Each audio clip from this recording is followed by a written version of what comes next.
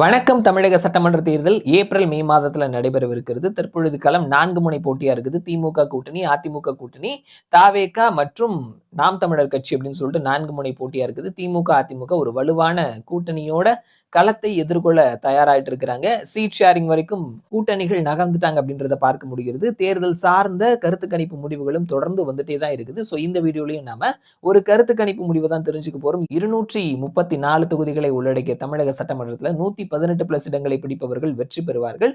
So இந்த வீடியோல நாம எலெக்ஷன் டிராக்கர் அவர்கள் தேர்தலுக்கு முந்தைய கருத்து கணிப்பு முடிவுகளை வெளியிட்டு இருக்காங்க. அந்த ரிசல்ட்ஸை தெரிஞ்சுக்கலாம். வாக்கு சதவீதம்னு பார்த்தோம்னா DMK 37 plus or minus 3, AIADMK 31 plus or minus 3, TVK 27 plus or minus 3.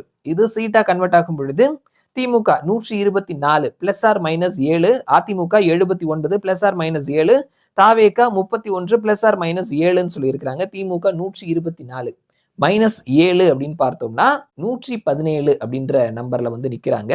So மெஜாரிட்டிக்கு ஒரு இடம் குறைவா இருக்குது. அதிமுக 79 பிளஸ் 7 அப்படின்னு போட்டோம்னா 86 அப்படின்ற நம்பர்ல தான் இருக்கிறாங்க. சோ அவர்கள் மெஜாரிட்டியை தொடவில்லை. சோ எலெக்ஷன் டிராக்கர் அவருடைய கருத்து கணிப்பு முடிவுகள் படி பார்க்கும் பொழுது திமுகவினுடைய ஆட்சியை தொடர்வதற்கான வாய்ப்புகள் இருக்குது அப்படின்ற மாதிரி சொல்லி இருக்கிறாங்க.